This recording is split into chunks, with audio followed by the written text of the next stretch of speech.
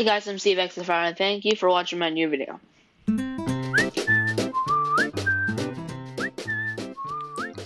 Well, in the last video, we talked about why Earth is tilted at 23.4 degrees and how the Earth revolves around the Sun. Well, today I'm going to talk about 10 days that were lost in human history.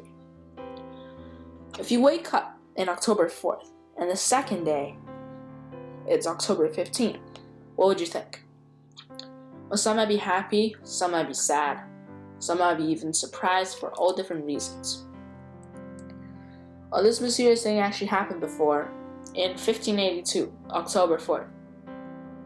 Everything was just fine. However, the second day, this October 15th, 10 days has disappeared into nowhere. Well, last video we talked about how the Earth revolves around the Sun and how the whole circle takes up 365 days, 5 hours, 48 minutes, and 46 seconds. Well, the Julian calendar proposed by Julius Caesar took effect on 1st January 45 BC. The Julian calendar has two types of year, a normal year of 365 days and a leap year of 366 days. They follow a simple cycle of 3 normal years and 1 leap years. You've probably thought that that's what happened today, but that's actually not. Well, unfortunately, while Julian's calendar was almost accurate, but it wasn't quite enough. The reason is that tropical year is not 365 days and 6 hours, which is 365.25 days, but it's approximately 365 days, 5 hours, 48 minutes, and 46 seconds, which is 365.242199 days. That's probably not how you're supposed to pronounce it, but I'm just saying it in an easier way so you can't get it straight. Well, therefore, the calendar of Julius Caesar was 11 minutes and 14 seconds too slow. This added up to be a full day off every 128 years.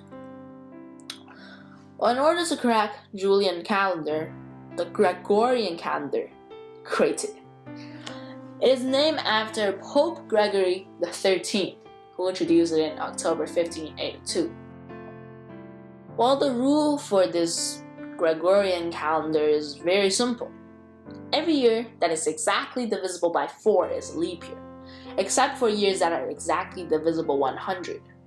But these centurial years are leap years if they're exactly divisible by 400. Well, this day was event so that Thursday 4th October 1582 was followed by Friday 15th October 1582. Well, here's some examples. As you can see, 2020 is definitely correct. However, 1700 is not. Let's continue. And 2000 is because it's divisible by 400. My calculation showed that every 400 years, 2 hours and 53 minutes and 20 seconds is lost. So that means every 3,000 years there will be a day missing. However, I think that the Gregorian calendar is already very accurate because it's 3,000 years.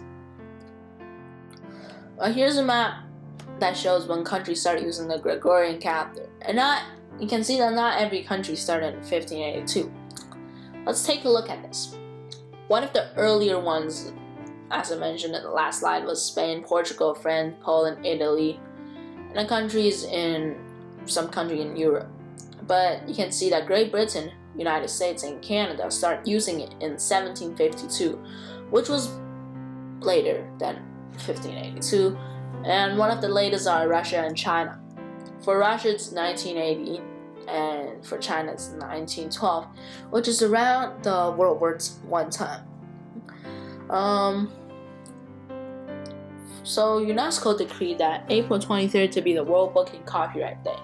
On this day, each year, it is hoped that every citizen of the world, no matter what country or continent you're in, and what religion you're believing in, or language you're speaking in, to pick up a book and to read it.